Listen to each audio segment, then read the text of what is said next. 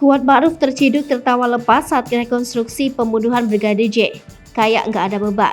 Di tengah proses rekonstruksi pembunuhan Brigadir J, terdapat sejumlah momen tak terduga yang disorot publik pada Selasa 30 Agustus 2022. Salah satu tersangka pembunuhan berencana Brigadir J yakni Kuat Ma'ruf terciduk tertawa lepas saat mengikuti proses rekonstruksi tersebut. Berdasarkan pantauan video singkat itu, nampak Kuat Ma'ruf beserta tersangka lainnya sedang melakukan adegan di depan halaman rumah dinas Ferdy Sambo.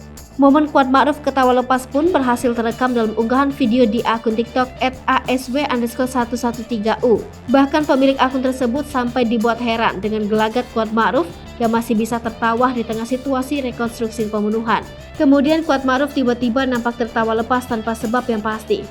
Sesaat setelah ia mengetahui kamera menyorotnya, Kuat Ma'ruf mendadak terdiam dan kembali merenung-renung. Sontak saja, unggahan yang telah diputar sebanyak lebih dari 600.000 tersebut menjadi sorotan warganet dan menuai hujatan.